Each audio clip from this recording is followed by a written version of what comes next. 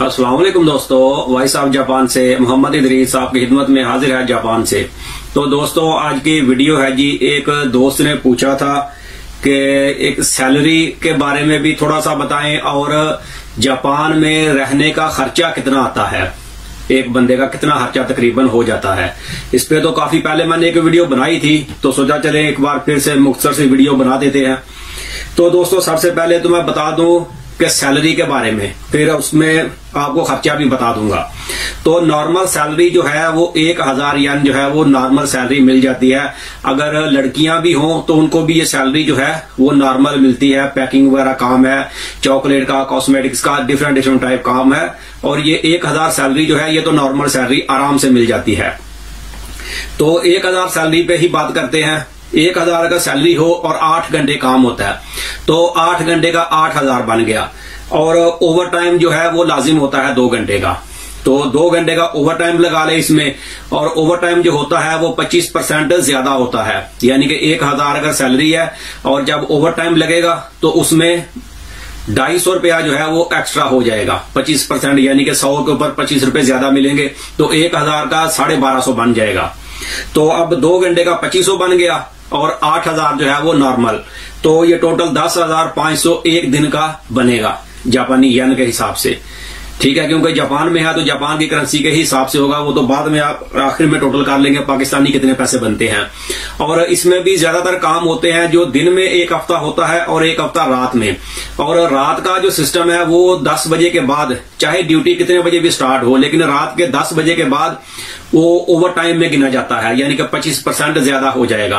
अगर किसी की ड्यूटी ही रात को 7 बजे या 8 बजे शुरू होगी तो आप खुद सोच लें कि 2 घंटे या 3 घंटे नॉर्मल काम होगा और उसके बाद जो 7 घंटे या 8 घंटे ड्यूटी होगी वो 25% के हिसाब से होगी। लेकिन वो उस तरह से मैं हिसाब नहीं कर रहा, वो कहीं पे मिलता है कहीं पे नहीं होता, ये फैक्ट्री के ऊपर है। लेकिन ये जो फैक्ट्रियां होती हैं ये 24 घंटे चलती हैं। ये पैकिंग वाला जो काम है ये 24 घंटे ही चलता है, दिन में भी और रात में भी। अब इसमें जो पैसे कटेंगे वो भी मैं साथ साथ बताता जाता हूं, इसमें अखराजात कितने होते हैं। तो ये 10,500 हो गया एक दिन का। अब इसको 24 पे ऊपर जरब दे लें कि 30 दिन तो काम नहीं होगा और एक हफ्ता काम होता है और एक हफ्ता छुट्टी होती है नॉर्मली। अभी जो कोरोना की वजह से सूरत हाल है, वैसे अगर कोरोना खत्म होता है या कोरोना से पहले कोई छुट्टी नहीं थी, सिर्फ इतवार के दिन एक ही छुट्टी होती थी, बाकी पूरा हफ्ता काम था। यानी कि 26 दिन ही पूरा महीना बल्कि पूरा काम ही था, 26 दिन पूरा काम होता है, 4 दिन छुट्टी है बस। जो 4 इतवार आ जाए महीने में या 5 बन जाए तो बस 25 दिन या 26 दिन टोटल काम था। लेकिन अभी क्योंकि कोरोना की वजह से है तो इसमें एक दिन हफ्ते को काम दे रहे हैं और एक हफ्ते को छुट्टी दे रहे हैं, यानी कि 2 हफ्ते लगवा रहे हैं काम के और 2 हफ्ते छुट्टियां दे रहे हैं। तो 22 दिन की बजाय आप 24 दिन लगा लें टोटल। अगर ज्यादा ऊपर भी हो गया तो फायदा है, लेकिन इससे कम तो नहीं होगा। तकरीबन 24 दिन काम हो गया तो ये 24 को जरब दे लें 10,500 से, तो ये तकरीबन 2,52,000 येन बनेंगे टोटल सैलरी एक दिन, एक महीने की। अब इसमें जो पैसे कटेंगे, आपकी इंश्योरेंस है, हेल्थ इंश्योरेंस वगैरह कटेगी या सैलरी का टैक्स वगैरह कटेगा, तो वो तकरीबन 25,000 या 30,000 तक कटेगा। नॉर्मली इतना ही कटता है, 25,000 चले लगा लें, ऊपर में ये थोड़ा बहुत हो जाता है। तो ये तकरीबन 2,27,000 बाकी आपको बच जाएंगे फिर भी, ये इंश्योरेंस वगैरह कटवा कर भी। तो इसके ये हो गया जी टोटल तकरीबन आपकी सैलरी समझ लें 2,27,000 एक महीने की सैलरी, जो कम रेट के ऊपर है। उसके बाद रहने का खर्चा कितना आ गया। कमरा जो है वो नॉर्मली 30,000 का या 35,000 का मिलता है, 40 के भी मिलते हैं, लेकिन नॉर्मल जो है वो 30,000 35,000 तक ही कमरा मिल जाता है। कमरा लेने के टाइम थोड़ा सा होता है, कुछ कंपनियां, ये कंपनियों के अंडर ही होते हैं सारे कमरे, अपार्टमेंट वगैरह, तो कुछ लेती हैं एडवांस लेती हैं और कुछ जो है वो एडवांस नहीं लेते, 0 पेमेंट पे ही आपको वो कमरा दे देते हैं, यानी की मनी वगैरह कोई नहीं लेते, बस आप रुको रहो उसमें बस, ठीक है। वो 30,000 उसका किराया बन जाता है एक महीने का। तकरीबन 25 में भी मिल जाते हैं, लेकिन फिर वो कमरा थोड़ा छोटा होता है। लेकिन नॉर्मल जो है वो 30,000 का कमरा होता है, सब कुछ है, यानी अटैच है, किचन बाथरूम हर चीज है, यानी कि कंप्लीट है।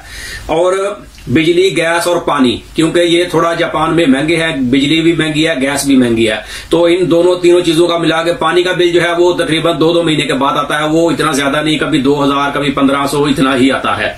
तो ये सब मिला के तकरीबन 10,000 एक महीने का खर्चा बन जाएगा। बिजली, पानी, गैस का 10,000 खर्चा बन जाता है। और बाकी इंटरनेट भी चाहिए कमरे में, तो इंटरनेट जो है नॉर्मली वो 4,000 या 5,000 का अनलिमिटेड मिल जाता है पूरे महीने में, जितना मर्जी आप इंटरनेट इस्तेमाल करें। चाहे पॉकेट वाईफाई भी होता है, वो आप जेब में डालकर भी कहीं पर लेके जा सकते हैं। तो समझे ज्यादा से ज्यादा मैंने फिर भी उसका 5,000 लिख लिया है। और बाकी मोबाइल फोन भी चाहिए, तो मोबाइल फोन जो है वो नॉर्मल कंपनियां भी हैं, यानी कि सस्तियां भी हैं। जरूरी नहीं कि बंदा महंगा ही फोन ले, आईफोन वगैरह ले, या कोई ज्यादा न्यू लेटेस्ट जो आ रहे हैं सैमसंग आईफोन के वही ले, तो फिर ही गुजारा होता है। लेकिन नॉर्मल जो है वो 2200, 2300 या 2500 तक महाना के हिसाब से मिल जाते हैं। उसमें मोबाइल फ्री दे देते हैं और इंटरनेट भी होता है, किसी में 3 GB होता है, किसी में 6 GB, 9 GB तक भी होता है। तो वो आराम से बंदा चला सकता है, इतना खत्म नहीं होता। काम के दौरान तो ज्यादा इंटरनेट भी चलाना नहीं होता, यानी कि मोबाइल नहीं यूज करना होता। तो घर में फ्री वाईफाई है वैसे भी, तो ये भी सस्ता पैकेज मिलता है। 3,000 उसका लगा लें। बाकी अपना खाना पीना है, तो खाना पीना जितना मर्जी आप खाएं, 10,000 तक खर्चा आ जाता है। इससे ज्यादा नहीं खर्चा जाता। अब कोई बंदा ज्यादा ही फजूल खर्च हो तो वो भाई जितना मर्जी खर्चा कर ले, लेकिन घर में आप पकाएंगे, खाएंगे, क्योंकि हम लोग मुसलमान हैं, तो हलाल का भी हमें मसला होता है, ये भी थोड़ा हमें देखना होता है। तो हलाल फूड आप घर में जितना मर्जी भी पकाएं, खाएं, तो 10,000 जो है ये बहुत ज्यादा खर्चा है। आप आराम से पूरा महीना गुजार सकते हैं। 10,000 अकेले बंदे के लिए इतना खाना पीना बहुत ज्यादा है, यानी कि खत्म नहीं होगा इंशाल्लाह 10,000 में।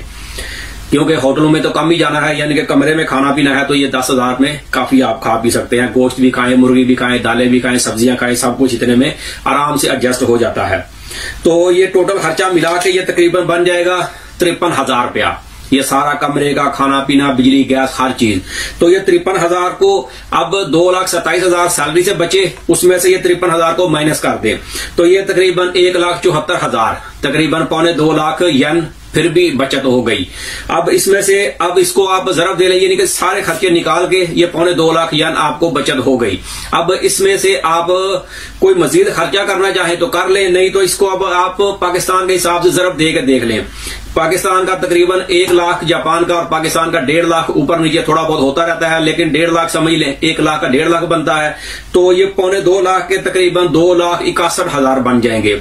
अब जो 61,000 है, ऊपर 60,000 ये समझिए आप मजीद अपने पास रख लें, मजीद खर्चा, और 2 लाख जो है ये बचत फिर भी आपको मिल जाएगी। या इसमें से अगर मजीद खर्चा भी करना हो तो थोड़ा और भी कर लें, लेकिन फिर भी 1.5 लाख और 2 लाख के बीच में आपको ये बचत हो जाती है अगर कोई बंदा करे तो। अब कोई बंदा फजूल खर्च है, वो होटलों में जाता है, या फिर अब मैं कोई ऐसा और चीज नहीं बोलना चाहता, आप भी समझ सकते हैं, कोई अगर किसी उल्टे कामों में है तो भाई उसके लिए तो ये 2 लाख या 10 लाख भी होगा महीने का, तो वो भी कम है। उसके लिए जितने भी पैसे होंगे वो कम ही होंगे, क्योंकि 2 नंबर कामों में जाएंगे तो फिर तो कोई पैसा बचना नहीं है। लेकिन जो बंदा ये सोचे कि भाई काम करना है, पीछे भी कुछ पैसे भेजने हैं, बचत भी करनी है, तो मेरे ख्याल से इतने पैसे सैलरी उसके लिए काफी है, ये कम नहीं है। अगर 1.5 लाख भी इसमें बचत हो तो फिर भी अच्छा है, खुद भी खुश है, खा पी रहा है मजे से, पीछे घर में भी सेविंग कर रहा है या भेज रहा है, तो 1.5 लाख से 2 लाख के बीच बीच में आराम से बंदा इतने पैसे बचत कर सकता है। तो मेरे ख्याल से सारी चीजें बता दी हैं, वीडियो फिर ज्यादा लंबी हो जाती है। अगर किसी दोस्त ने मजीद मुझसे कुछ पूछना हो किसी बारे में भी, तो मेरे Facebook page voice of Japan पे जाके वहां पर मेरा नंबर ऐड है, तो वहां से मुझे मैसेज करके पूछ सकते हैं। जितना मुझे मालूम होगा मैं इंशाल्लाह आपको बता दूंगा। और सिर्फ वॉइस मैसेज करें, कॉल बिल्कुल भी ना करें, क्योंकि मैं काम पे होता हूं तो कॉल मैं उठाऊंगा भी नहीं। और वॉइस मैसेज करें तो मैं जैसे जैसे सुनता हूं तो मैं रिप्लाई करता जाता हूं। तो ये वीडियो बस यहीं तक थी। वीडियो अच्छी लगे तो उसे लाइक कर दें। मिलते हैं किसी अगले वीडियो में, तब तक अपना बहुत ख्याल रखें। पाकिस्तान जिंदाबाद।